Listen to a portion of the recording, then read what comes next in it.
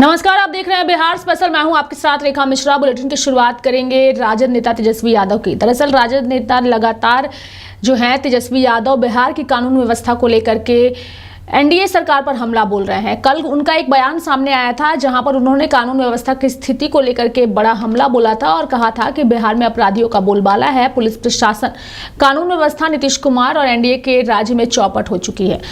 तेजस्वी यादव ने क्या कहा वो तो हम आपको सुनाएंगे ही, लेकिन इसके साथ ही तेजस्वी यादव के बयान को लेकर के उनकी ही पार्टी के नेताओं की प्रतिक्रिया सामने आई है। अगर हम आरजेडी के सांसद की बात करें तो आरजेडी सांसद जो हैं उन्होंने तेजस्वी के बयान पर प्रतिक्रिया भी व्यक्त की है और कहा है कि अगर तेजस्वी यादव इस तरीके का बयान दे रहे हैं तो यह राज्य के लिए चिंता का विषय है। और ये बातें मनोज कुमार झा ने कही है जो राजद के सांसद हैं। लेकिन पहले आप सुनिए कि तेजस्वी ने क्या कहा था और उस पर मनोज कुमार झा ने क्या कहा। आपने भी किया था, कई बार कहा है कि बिहार में अपराधियों का बोलबाला हो चुका है। पुलिस प्रशासन यार माइक लगाने भी नहीं आता। पुलिस प्रशासन, law and order, Nitish Kumar ji NDA के राज में चौपट हो चुका है। अपराधियों को पकड़ नहीं पाती है और दूसरे तरफ जो निर्दोष लोग होते हैं उनको जेल में बुला करके, थाने बुला करके पिटाई की जाती है। अभी हाल फिलहाल का मामला जो है सीतामढ़ी का आया है और मुजफ्फरपुर में भी एक महिला को बेरहम ढंग से जो है पुलिस के लोगों ने पीटने का काम किया है। ये बात जो है मानव अधिकार तक जो है जाएगी। पुलिस जिस हिसाब से रवैया कर रही है इसको हम लोग बर्दाश्त करने वाले लोग नहीं हैं और पूरी तरीके से अफसरशाही पूरे बिहार में जो है वो लागू हो चुकी है। सरकार की तो हालत है कि चूहों को तो पकड़ नहीं पाती। चूहा बिहार में शराब पी जाता है, चूहा बिहार में बांध काट लेता है, चूहा अस्पताल में लोगों का उंगली काट ले जाता है। ये सरकार में चूहों का और अपराधियों का बोलबाला हो चुका है। जो सरकार चूहों पे कार्रवाई नहीं कर सकती वो अपराधियों पर क्या कार्रवाई करेगी। और माननीय मुख्यमंत्री जी इतने अचेत अवस्था में है कि उनकी गुंडागर्दी कर रही है पुलिस और कोई कार्रवाई नहीं होती है पुलिस पे। एक आध मामला थाना का नहीं है, कई जगह लगभग हर जिलों में कई बार पुलिस प्रशासन, थाना के लोगों ने बेरहमी से आम बिहार के जनता को पीटने का काम किया। बस इनकी दिलेरी यही है, निर्दोष निहत्थे लोगों को पीटो, चाहे थाना बुला करके, या आंदोलन कर रहे जो छात्र नौजवान जो अपने अधिकार के लिए आंदोलन करते हैं बस उनकी कुटाई कर सकते हैं। पुलिस बेलगाम हो चुकी है, बीजेपी के नेता एकदम बेलगाम नहीं। बिहार वो सवाल खड़े कर रहे हैं, वो असहज कर रहा है, परेशान कर रहा है लोगों को, या लॉ एंड ऑर्डर बुरा है ये परेशान कर रहा है। मतलब नेता प्रतिपक्ष के नाते वो क्या करें? सरकार की डुगडुगी बजाएं, घर में मातम पसरा हो किसी के और जाके कहें बहुत बढ़िया सुशासन की सरकार चल रही है। नेता प्रतिपक्ष का ये काम होता है। जब वो सांत्वना देने जाते हैं सैनिकों के घर पर, शहीद सैनिकों के घरों पर, तो वो क्या कहेंगे ना कि मैं आपके साथ हूं, हम जितनी भी कोशिश होगी हम करेंगे, आपके शहादत को सलाम। लेकिन जब जाते हैं कि इनके यहाँ डकैती में किसी का गला रेत के हत्या कर दी गई, क्या कहेंगे? फर्क है ना, कहेंगे ना कि सरकार नाम की कोई चीज नहीं रही। मुख्यमंत्री जी तक सूचना जाती भी है या नहीं? अगर जाती है तब ये हालत है, चिंता की बात है। अगर नहीं जाती है तो इससे बड़ी चिंता की बात है कि सरकार चला कौन रहा है। और ऑपरेशन सिंदूर की सराहना लगातार हो रही है। भारतीय सेना के शौर्य को लगातार सलाम दिया जा रहा है और इसी बीच जेडीयू नेता राजीव रंजन प्रसाद ने भी जो है वो भारत के शौर्य और पराक्रम की सराहना की है और कहा है कि भारत के शौर्य और पराक्रम के समक्ष पाकिस्तानी सेना का आत्मसमर्पण हुआ है। भारत के शौर्य और पराक्रम के समक्ष पाकिस्तानी सेना का जिस तरह से आत्मसमर्पण हुआ है, जिस तरह से उनके सैन्य प्रतिष्ठानों, एयर बेसेस, उनके आतंकवादी ठिकानों, आतंकवादी लॉन्चिंग पैड्स और उनके खूंखार आतंकवादियों जिसमें उनके अनेक कमांडर्स भी शामिल थे, हमने उन्हें नेस्तनाबूद करने का काम किया है। और जो पाकिस्तान की ओर से भले ही फील्ड मार्शल आसिम मुनीर को बनाए जाने की जो पूरी कवायद है, वो बस दुनिया का ध्यान भटकाने के लिए कि दरअसल पाकिस्तान की सेना बहुत नुकसान में नहीं है, हम लोगों ने अच्छा काम किया है, लेकिन पूरी दुनिया को पाकिस्तान की असलियत का पता चल गया है। और जिस तरह से हम लोगों ने सैटेलाइट इमेजेस और तमाम सबूतों के साथ पूरी दुनिया में अपने डिप्लोमेटिक मिशन पर सांसदों के शिष्टमंडल को भेजा है, उससे बिल्कुल साफ है कि हम सेना के शौर्य और पराक्रम के बाद जो किसी भी युद्ध के या युद्ध जैसे हालात में कूटनीति की भूमिका है, उसको बेहतर तरीके से भी हम सुनिश्चित कर रहे हैं। इसीलिए मैं समझता हूं प्रधानमंत्री नरेंद्र मोदी जी ने जो कुछ भी कहा है उसको समझदारी के साथ पाकिस्तान को समझना चाहिए, नहीं तो उनका वजूद भी नहीं बचेगा। बढ़ेंगे आगे और बात करेंगे केंद्रीय मंत्री अश्विनी वैष्णव की, जो अपने 2 दिवसीय बिहार दौरे पर फिलहाल हैं। और केंद्रीय मंत्री अश्विनी वैष्णव, केंद्रीय मंत्री राजीव रंजन सिंह, बिहार के उप मुख्यमंत्री सम्राट चौधरी और विजय कुमार सिन्हा विशेष ट्रेन से पटना जंक्शन से जमालपुर रेलवे स्टेशन के लिए रवाना हुए। केंद्रीय रेल मंत्री अश्विनी वैष्णव 2 दिवसीय बिहार दौरे पर हैं और आपको बता दें कि ये दौरा जो है बेहद महत्वपूर्ण है बिहार के लिए, चूंकि इस दौरे के माध्यम से वो कई सारी रेलवे की सौगात जो है वो बिहार के लोगों को देने वाले हैं। बता दें कि केंद्रीय रेल मंत्री अश्विनी वैष्णव का 2 दिवसीय बिहार दौरा जो है वो गुरुवार से ही शुरू है और इस दौरान वे एक साथ बिहार को रेलवे से जुड़ी कई परियोजनाओं की सौगात देंगे। वैष्णव गुरुवार रात को ही पटना पहुंचे थे, उनका रात्रि विश्राम जो है वो वहां हुआ। फिर शुक्रवार को वे पटना से मुंगेर तक ट्रेन से सफर करने के दौरान तमाम मंत्रियों के साथ और नेताओं के साथ वो मौजूद रहे। इस दौरान उन्होंने रेलवे की स्थितियों का भी जायजा लिया।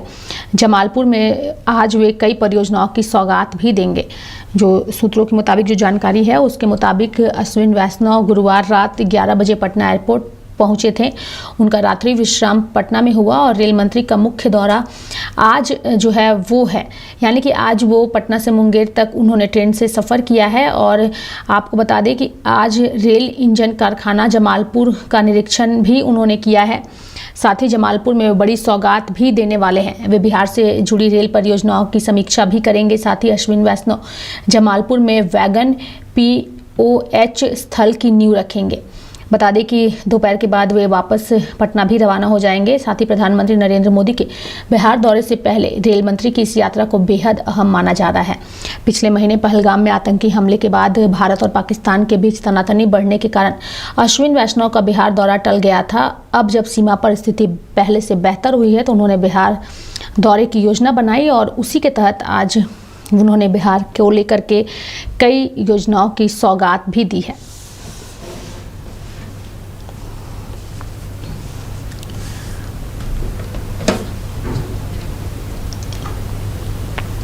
बढ़ेंगे आगे और बात करेंगे राहुल गांधी की राहुल गांधी की। दरअसल लोकसभा के नेता प्रतिपक्ष व कांग्रेस सांसद राहुल गांधी का बिहार दौरा फिलहाल टल गया है।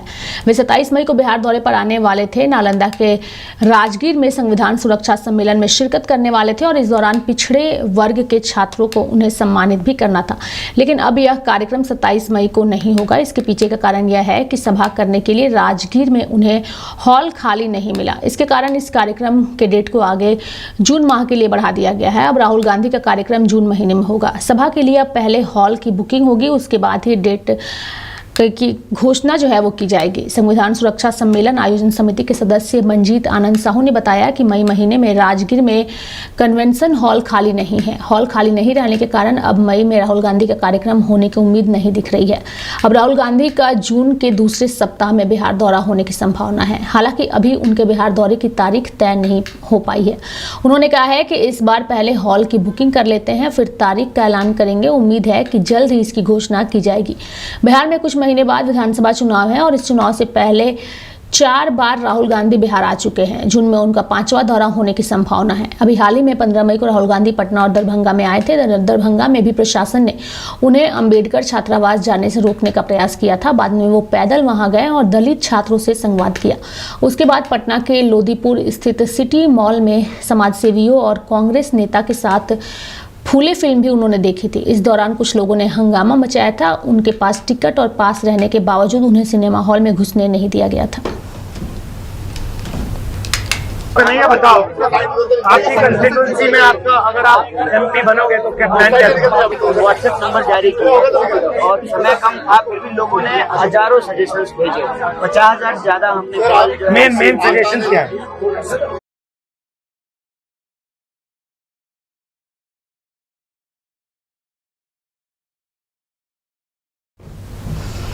बढ़ेंगे आगे और बात करेंगे बिहार के गया की। दरअसल बिहार के गया और मधुबनी में दवा की फैक्ट्री लगेगी। पटना में बाईपास सड़क पर स्पेशलिटी अस्पताल खोला जाएगा। जिले के नौबतपुर में नर्सिंग कॉलेज की स्थापना होगी। हाल के दिनों में बिहार में स्वास्थ्य सुविधा और पर्यटन सुविधाओं पर निजी क्षेत्रों में निवेश प्रस्ताव में गति आई है। राज्य निवेश प्रोत्साहन पार्षद की बैठक में स्वास्थ्य देखभाल सेक्टर में 382 करोड़ से अधिक के निवेश जो है वो प्रस्ताव आए हैं। इनमें पटना बाईपास पर करीब 342 करोड़ से अधिक के पूंजी निवेश से स्पेशलिटी हॉस्पिटल का निर्माण का प्रस्ताव है। इसमें 391 बेड की सुविधा देने की बात कही गई है। इसी तरह नौबतपुर बेला क्षेत्र में करीब 23 करोड़ के निवेश से BSc नर्सिंग कॉलेज खोलने का प्रस्ताव है। इसकी क्षमता 100 छात्रों की होगी। गया और मधुबनी में अलग अलग 2 दवा कारखाना खोलने के प्रस्ताव हैं। इनमें क्रमशः 12 और 4.56 करोड़ के निवेश प्रस्तावित है। इसी तरह इस बैठक में हेल्थ केयर सेक्टर के दानापुर क्षेत्र में 2 प्रस्ताव को वित्तीय मंजूरी दी गई है। एक प्रस्ताव में करीब 20.45 करोड़ की पूंजी निवेश से 100 बेड का मल्टी स्पेशलिटी अस्पताल खोला जाना है। दूसरे प्रस्ताव में दानापुर में ही 8.84 करोड़ की लागत से स्पेशलिटी अस्पताल स्थापित करने का प्रस्ताव है और इन सभी प्रस्ताव को वित्तीय क्लियरेंस दिया गया है। हेल्थ केयर सेक्टर की भांति टूरिज्म सेक्टर में गया डोबी औद्योगिक क्षेत्र में 120 कमरों का 4 स्टार होटल खोलने के लिए प्रस्ताव को प्रथम क्लियरेंस जो है वो दिया गया है। इनमें करीब 28 करोड़ से अधिक का निवेश संभावित है। इसी तरह मुजफ्फरपुर में करीब 12 करोड़ कीमत का मनोरंजन पार्क प्रस्तावित किया गया है। इसमें वाटर पार्क और वाटर बेस्ड प्ले एरिया भी विकसित किया जाएगा। वैशाली के गरोल में ड्रोन निर्माण के लिए करीब 20 करोड़ की लागत से यूनिट प्रस्तावित की गई है। इसी तरह दरभंगा मधुबनी क्षेत्र में ई कचरा के लिए प्लांट प्रस्तावित है। इसमें 24.85 करोड़ का निवेश संभावित है। प्रस्तावित प्लांट की क्षमता 7,500 टन होगी।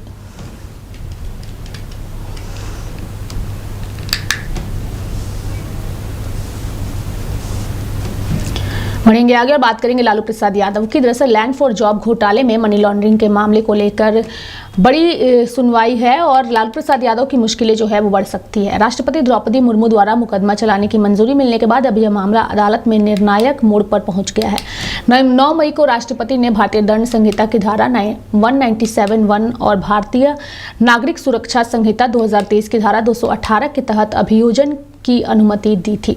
इसी मंजूरी के बाद अब जांच एजेंसी को कानूनी रूप से आरोपियों पर मुकदमा चलाने का अधिकार मिल गया है। गौरतलब है कि यह मामला रेलवे में नौकरी के बदले जमीन लेने से जुड़ा है, जिसे लैंड फॉर जॉब स्कैम के नाम से जाना जाता है। आरोप है कि लालू प्रसाद यादव के रेल मंत्री रहने के दौरान कई लोगों को रेलवे में नौकरी देने के बदले उनसे उनकी जमीनें बेहद कम दामों में या मुफ्त में ली गई। ईडी ने इस मामले में पिछले साल अगस्त में राजद प्रमुख लालू यादव, उनके बेटे और बिहार के उप मुख्यमंत्री तेजस्वी यादव सहित परिवार के अन्य सदस्यों के खिलाफ आरोप पत्र दाखिल किया था। यह मनी लॉन्ड्रिंग का मामला सीबीआई की एक एफआईआर के आधार पर दर्ज किया गया था। चार्जशीट में ईडी ने दावा किया है कि लालू यादव ने अपने परिवार और करीबी सहयोगियों के साथ मिलकर एक आपराधिक साजिश रची और भ्रष्टाचार से अर्जित संपत्ति को वैध दिखाने की कोशिश की।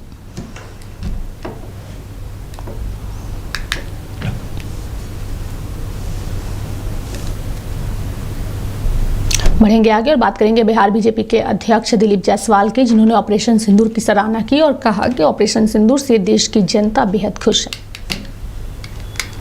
देखिए, पूरा देश की जनता ऑपरेशन सिंदूर और जिस तरह से आतंकवादी ठिकाने को नेस्तनाबूद किया गया और आतंकियों का जनाजा अर्थी पाकिस्तान में निकाला गया, पूरा देश इस बात को लेकर के खुश है कि ऑपरेशन का मतलब होता है किसी एक मिशन के लिए उस ऑपरेशन को करना। और नरेंद्र मोदी जी के नेतृत्व में भारत मजबूत है।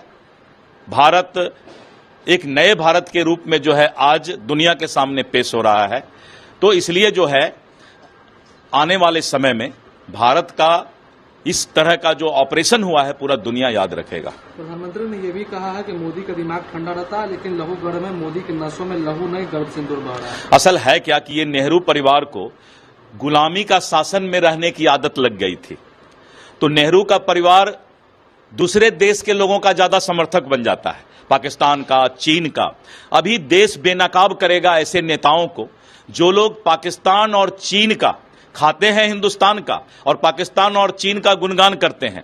ऐसे नेताओं को तो यहाँ की जनता पहचान करेगी और उसको जो है देश से बहिष्कृत करने का काम करेगी। राहुल गांधी ने ट्वीट किया, कहा कि मोदी जी खोखले। वही मतलब ये लोग सब नमक हराम हैं, देश का खाते हैं और दूसरे का गुण गाते हैं। लगातार देश में बिहार में लॉ एंड ऑर्डर को लेकर सवाल खड़े, लॉ एंड ऑर्डर को पैदा करने वाला इन्हीं लोगों का खानदान है। जो तेजस्वी यादव और उनके पूज्य पिताजी लालू यादव जी थे, उन लोगों ने बिहारी कहना बदनाम होने की बात थी। अगर हम बिहारी कहते थे कहीं दूसरे प्रदेश में जाकर के तो लोग गलत निगाह से देखते थे। तो ये लालू यादव का परिवार ने बिहारी का अपमान किया है आज तक, और पूरे बिहार के अंदर जितने भी आज क्राइम हो रहे हैं, अपराध हो रहे हैं, ये उन्हीं का देन है। उन्होंने इस संस्कार को बिहार में पैदा किया है। तो मेरे साथ फिलहाल अभी के लिए बिहार स्पेशल में इतना ही। आप देखते रहिए लाइव इंडिया हर पल। नमस्कार।